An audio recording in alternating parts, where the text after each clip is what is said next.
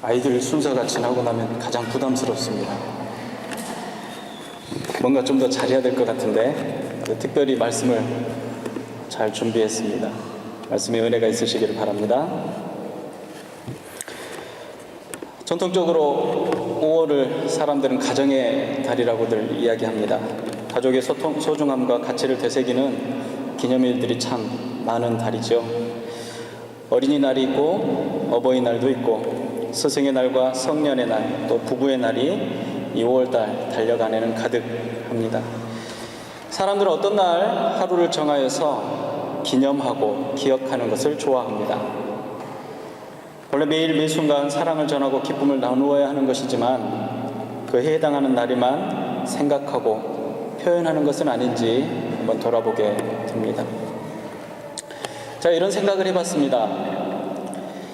매일 매순간 가치 있게 생각하고 사랑을 전하는 분은, 또 기념하는 날도 잘 챙기는 분이 있다면 그런 분은 1등입니다. 기념일은 잘 챙기지 못하지만 매일 또 매순간 사랑을 전하고 가치롭게 사시는 분은 2등이라고 할 수 있을 것 같습니다. 평소에는 잘 표현하지도 못하지만 기념일만은 잊지 않고 잘 챙기고 최선을 다하는 분들이 계십니다. 그런 분들 한 3등 정도 드리면 좋겠습니다.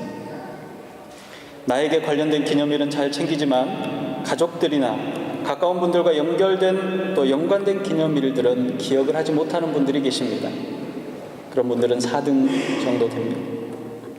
표현할 줄도 사랑할 줄도 또 기념일을 기억하거나 챙길 줄도 모르는 분이 계십니다.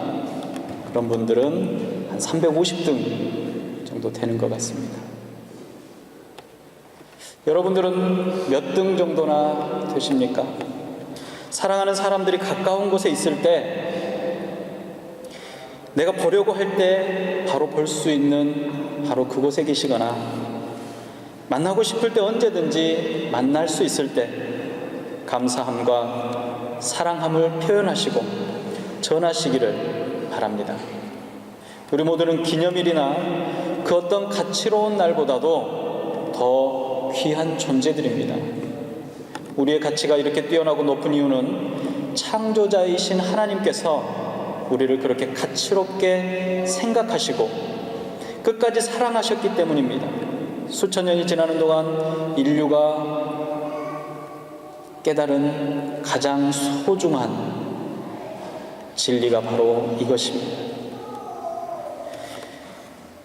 그 사랑의 절정이 바로 예수 그리스도의 죽으심과 부활이라고 할 수 있을 것입니다. 결국 사랑하는 사람을 가치롭게 여기고 존중하는 것은 부활의 신앙을 갖고 살아가는 그리스도인들에게 당연한 자세라고 할 수 있을 것입니다. 어버이 주일이 되니까 저도 저의 유년 시절이 생각이 났습니다. 유년 시절 늘 바쁘게 일하시던 어머니는 외출하시는 일이 극히 드무셨습니다. 지금도 미용실 문을 닫고 외출하신다고 하시면 극심한 스트레스를 경험하십니다. 그렇게 극심한 스트레스를 받으시면서도 어머님이 꼭 외출하셔야 되는 장소가 있는데 그것이 바로 시장이었습니다. 7살과 8살 사내 아이들을 데리고 시장을 간다라고 하면 얼마나 고달프겠습니까? 또 뭔가를 사달라고 한다고 하면 사주지 않는다고 떼를 쓰고 들어눕는다면 큰 낭패입니다. 그래서 어머니께서는 늘 두 형제를 집에 두시고 나가시면서 약속을 하셨습니다. 동생에게는 형의 말을 잘 들을 것과 형에게는 동생을 잘 돌보고 사고치지 않고 집을 잘 지키는 것이었습니다. 그렇게 하면 돌아오는 길에 번데기를 사다 주신다라고 늘 약속하셨습니다. 두 형제는 시장에서 번데기가 오기만을 애타게 기다렸습니다. 따뜻한 번데기의 짭조름하고 구수한 맛은 개구장의 아이들을 순한 양으로 만들기에 충분합니다. 산더미처럼 느껴졌던 빨래를 걷어서 잘 개어 넣습니다. 설거지와 집안 청소를 해놓고 나면 양손 가득하게 장을 보고 오신 어머니의 소리가 들립니다. 한가득 들고 오신 물건을 꺼내놓으실 때마다 우리의 눈은 어머니의 손에서 떠날 수가 없습니다. 아직 온기가 남아있는 구수한 번데기를 받아든다면 환호성을 지르면서 좋아합니다. 간혹 너무 분주하게 장을 보시는 바람에 번데기를 사오는 것을 잊으실 때가 있습니다. 그럴 때면 기대에 찬 우리의 얼굴들을 보시면서 어머니는 한마디를 하시고 부엌으로 가십니다. 번데기 장사 다 죽었더라. 맛있는 저녁을 먹을 때쯤 돼서야 번데기에 대한 미련을 버리게 되겠지만 도대체 왜 중요한 날 번데기 장사는 죽어야만 했는지 늘 궁금했습니다. 시장에 가신 어머님을 바라보며 오늘은 번데기 장사가 살아있었으면 좋겠다라고 늘 생각했습니다. 어쩌면 그때부터 어머니께서는 죽음과 부활의 가르침을 저희 형제에게 주셨는지도 모르겠습니다. 성장하면서 우리는 어머니의 손에 들린 번데기처럼 세상에 주는 기쁨을 하나씩 알아갑니다. 사회적인 관계를 통해서 가치를 나누고 서로 영향을 줍니다. 또 그 영향력들을 주고받으면서 삶을 살아갑니다. 때로는 말로 할 수 없는 고통을 받기도 하지만 그 모든 고통을 한 번에 잊어버릴 수 있을 만큼 큰 기쁨을 누리기도 합니다. 이런 경험들이 많이 쌓이면 쌓일수록 우리는 고통을 겪지 않으려고 하는 욕구가 더 강해지는 것 같습니다. 이스라엘도 마찬가지였습니다. 이스라엘은 모든 만민 중에서 하나님으로부터 유일하게 선택함을 받은 민족이었습니다. 하나님의 복은 이스라엘에게 향해 있었고 세상은 이스라엘을 두려워했습니다. 그 우월함과 기쁨은 그렇게 오래 가지는 못했습니다. 나라가 두 조각으로 나뉘었고 강력한 나라들에게 멸망합니다. 포로와 종으로 끌려가는 수모를 겪었습니다.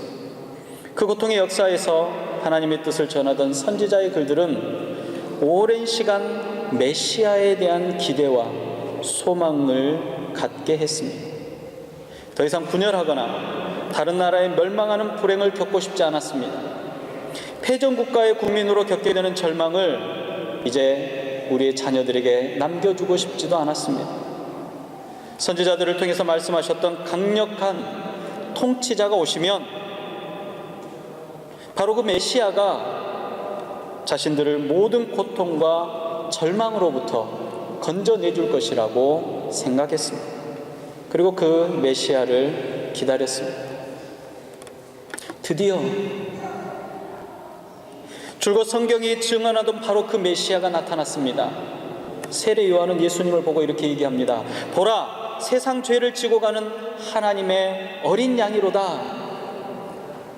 그가 하나님의 아들이심을 증언하노라 라고 말하며 그의 제자들에게 예수가 그리스도이심을 증언했습니다. 요한의 제자였던 안드레는 자신의 형제 시몬 베드로에게 찾아가서 이렇게 말합니다. 우리가 메시아를 만났다.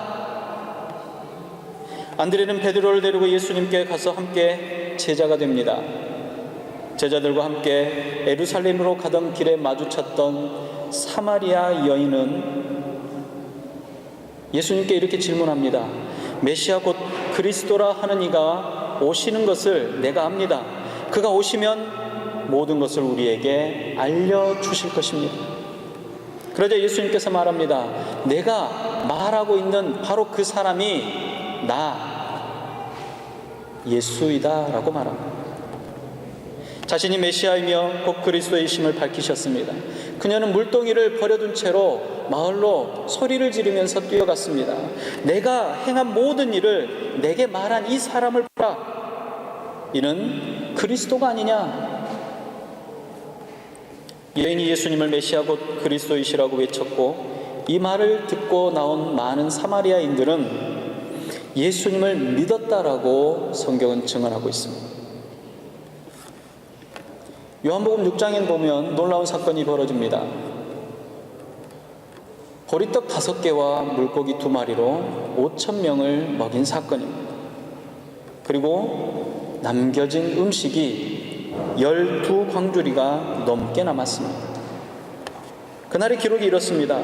그 사람들이 예수의 행하신 이 표적을 보고 말하되 이는 참으로 세상에 오실 그 선지자라 하더라 그랬습니다. 사람들이 말한 그 선지자는 그들이 그토록 기다리던 메시아를 뜻하는 것입니다. 제자들은 처음부터 예수님께서 메시아로 오셨음을 믿어 의심치 않았습니다.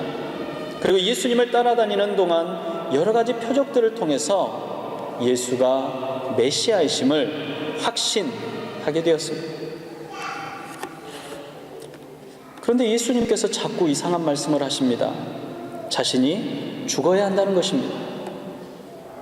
오늘 본문의 16절에 시작하는 말씀입니다. 조금 있으면 너희가 나를 보지 못하겠고 또 조금 있으면 나를 보게 될 것이다. 이 말을 들은 제자들이 말합니다. 조금 있으면 나를 보지 못하고 또 조금 있으면 나를 보리라는 말이 무슨 말인가? 서로 의논합니다. 제자들은 이 말을 이해할 수가 없었습니다. 분명히 예수님께서는 이 땅에 메시아로 오셨습니다. 그분은 그리스도이십니다. 수백 년 전 선지자들의 입을 통해서 하나님께서 약속하셨던 바로 그분, 메시아이신 예수 그리스도이셨습니다. 메시아로 오시는 분은 그들을 떠나지 않고 유대인들을 위한 위대한 나라를 세우실 분이었습니다. 그분이 세우신 나라는 영원히 지속될 것이고 이 지긋지긋한 가난과 배고픔을 해결해 주실 분이십니다. 그리고 로마를 비롯한 강력한 나라들을 박살내버리실 분이 바로 메시아이셨습니다. 그런데 영원히 함께 하셔야 할 이 메시아 예수님께서 자꾸 아버지께로 가셔야 한다는 것입니다. 자신은 죽어야 하며 다시 살아나야 한다라고 말씀합니다. 20절과 22절, 20절부터 22절에 이런 말씀이 있죠. 너희는 곡하고 애통하겠으나 세상은 기뻐하리라. 너희는 근심하겠으나 너희 근심이 도리어 기쁨이 되리라. 여자가 해산하게 되면 그때가 이르렀으므로 근심하나 아기를 낳으면 세상에 사람 난 기쁨을 말미암아 그 고통을 다시 기억하지 아니하느니라. 지금은 너희가 근심하나 내가 다시 너희를 보리니 너희 마음이 기쁠 것이요 너희 기쁨을 빼앗을 자가 없으리라. 예수님의 초라한 죽음이 제자들에게 최고의 슬픔이 될 것을 말씀하시고 계십니다. 고통스러운 일들이 곧 임하게 될 것을 이야기하셨습니다. 제자들은 예수님의 말씀을 들으려고 하지 않았습니다. 아무리 기쁘고 좋은 일이 닥친다고 할지라도 예수님께서 사로잡히셔서 초라한 죽음으로 그 일들을 이루시겠다라고 하시는 것은 그들에게 도저히 용납할 수 없는 이야기들이었습니다. 이런 초라한 방법으로 계속하며 우리를 구원하시는 것을 원하지 않았을 뿐만 아니라 어쩌면 전능하신 하나님의 능력으로 다른 방법을 만들어내실 수 있겠다라고 생각하고 있었습니다. 베드로는 예수님의 죽으심과 부활에 대해서 그리하지 마시기 바랍니다라고 말했습니다. 그런 일이 일어나지 않도록 내가 막을 것입니다라고도 이야기를 했었습니다. 제자들은 예수님의 이런 말씀에 늘 근심이 가득했습니다. 그들을 향해서 예수님께서 말씀하셨습니다. 너희는 마음에 근심하지 말라. 하나님을 믿으니 또 나를 믿으라. 내 아버지 집에 거할 것이 많도다. 그렇지 아니하면 너희에게 일렀으리라. 내가 너희를 위하여 거처를 예비하러 가노니 가서 너희를 위하여 거처를 예비하면 내가 다시 와서 너희를 내게로 영접하여 나 있는 곳 그곳에 너희도 있게 하리라. 내가 어디로 가든지 그 길을 너희가 아느니라. 이 말을 들은 토마가 즉시로 예수님께 물어봅니다. 주께서 어디로 가시는지 우리가 알지 못합니다. 그 길을 우리가 어떻게 알겠습니까? 라고 물어봅니다. 이 말은 주님이 가려고 하는 길을 도대체 우리가 이해할 수 있겠습니까? 그리고 무엇 때문에 이런 방법을 선택하고 무엇 때문에 이렇게 하시려고 합니까? 라는 질문입니다. 예수님께서 아무리 설명을 하셔도 빌립도, 유다도, 그리고 모든 제자들도 도무지 이해할 수가 없으며 받아들일 수가 없었습니다. 지금 우리 앞에 계시는 분은 메시아이시고 하나님의 아들이십니다. 왜 세상에서 가장 연약한 방법으로, 가장 초라한 방법으로 죽으셔야 하는지, 왜 가셔야 한다는지 도무지 이해할 수가 없고 받아들일 수도 없는 것입니다. 이미 많은 사람들이 예수님을 메시아인 것으로 받아들이고 있습니다. 그분이 그들을 먹여 살릴 것을 확신하고 있었습니다. 이제 선포하고, 하나님의 나라를 선포하고 강력한 메시아의 나라를 이루시는 일만 남았다라는 것을 제자들과 사람들은 알고 있었습니다. 그것이 제자들의 기쁨이요, 제자들이 바라던 일들이었습니다. 그곳에서 기쁨을 누리겠다는 것이었습니다. 제자들의 기쁨은 세상적인 기쁨이었습니다. 그리고 그들의 기쁨은 언젠가 빼앗길 기쁨이었습니다. 그러나 예수님께서 먼저 말씀하셨던 것처럼 하나님 아버지가 계시는 곳에 내가 있으며 내가 있는 곳에 너희가 있게 하려고, 나를 믿는 너희가 내가 있는 곳에 있게 하려고 죽어야 한다는 것입니다. 그리고 다시 살아나야겠다라고 말씀하셨습니다.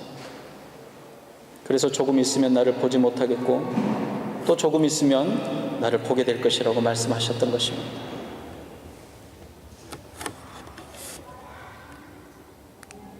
저와 여러분들은 성도입니다. 예수 그리스도의 제자이며 그분의 삶을 따라가는 사람들입니다. 그리스도인입니다. 그런데 우리는 본문에 나와 있는 제자들처럼 현재의 소망이 전부인 것처럼 믿으려고 합니다. 매일 기도하고 구합니다. 사업이 복을 받기를 바랍니다. 자녀가 잘 되고 좋은 직장에 다니며 평안한 삶을 살기를 바랍니다. 건강의 문제가 회복되어지고 속히 해결되기를 기도합니다. 물론 주님은 우리의 간구를 하나도 빠뜨리지 아니하시고 귀담아 들어주시는 분이십니다.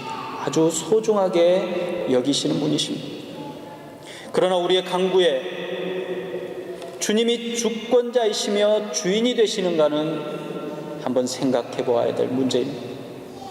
내 계획과 내 뜻을 나열하고 해결해 주시기를 기도하는 것입니까?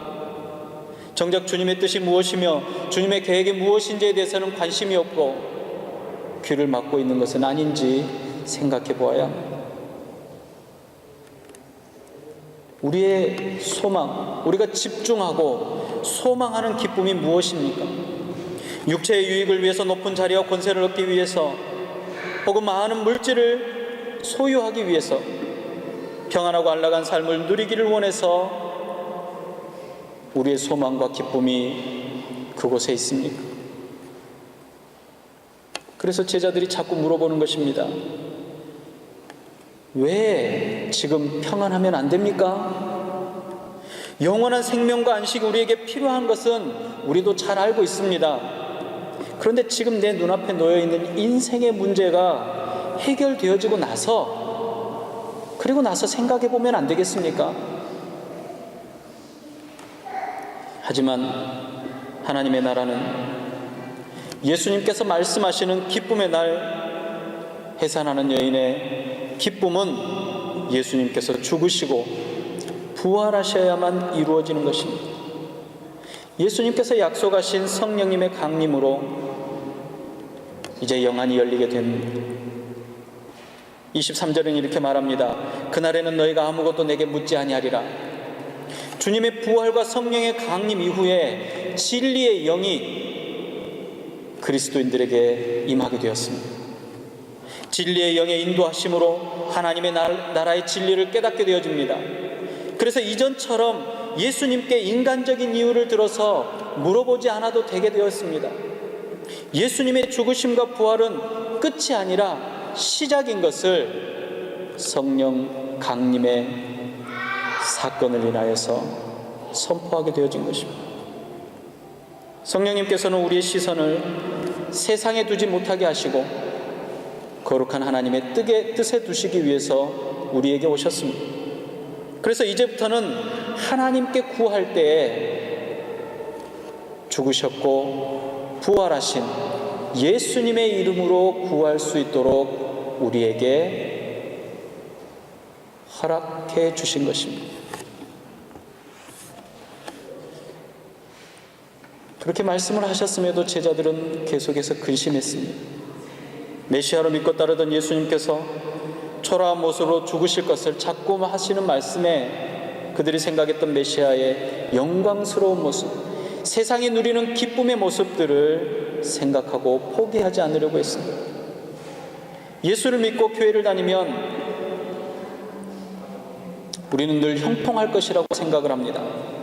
형통한 은혜가 있어서 예수를 믿으면 사업이 번창하고, 예수를 믿으면 산업이 복을 받으며 자녀가 잘 되고 좋은 학교에 떡하니 붙을 것 같은데, 오늘 본문의 말씀에 근거해 보면 그것은 아니라는 것입니다. 예수를 믿으면 인생의 꽃길을 걷는 것만 같을 것이라고 생각합니다. 그러나 예수를 믿는 이들에게 가장 먼저 찾아오는 것은 고난입니다. 고통입니다. 근심입니다. 이 세상에 고정되어 있는 눈을 들어서 하나님의 약속을 바라보시길 바랍니다. 이미 예수님께서는 죽으셨습니다. 그리고 3일 만에 부활하셨습니다. 제자들에게 부활하심을 보이셨습니다. 그리고 재림을 약속하셨습니다. 승천하셨습니다. 약속하셨던 성령님을 우리에게 보내주셨습니다. 세상이 우리의 고난을 즐거워하고 우리의 애통함을 기뻐하고 우리가 근심하겠지만, 우리의 이 근심과 걱정과 고민과 고통은 결국 기쁨이 될 것입니다. 부활하신 주님이 오늘 이 자리에 오셨습니다. 조금 있으면 너희가 나를 보지 못하리라. 너희는 근심하겠으나 그 근심이 변하여 기쁨이 되리라. 너희 기쁨을 빼앗을 자가 없으리라고 말씀하셨습니다. 여러분에게 그 빼앗기지 않는 기쁨이 있으십니까? 빼앗길 것이라면 세상의 것이요 육적인 것입니다. 눈을 들어서 부활하시는 주님을 바라보시기 바랍니다. 세상의 무게와 근심과 고통에 신음하는 당신의 백성을 위로하시고 새 힘을 주시며 다시 일어나서 힘을 주시며 힘차게 살아갈 수 있는 담력을 주실 것입니다. 지금도 주님은 우리를 위해서 간구하십니다.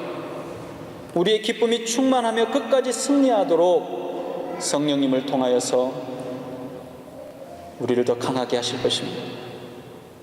이 믿음이 여러분들 안에 있으시며 이 빼앗기지 않는 기쁨이, 부활의 소망의 기쁨이 여러분들 안에 있으시기를 바랍니다. 성령님의 강력한 역사가 흔들리지 않는 믿음으로 여러분들 안에 거하시기를 바랍니다. 세상은 줄 수 없는 기쁨, 그 어떤 존재도 빼앗을 수 없는 기쁨이 넘치시기를 주님의 이름으로 축복합니다. 기도하겠습니다.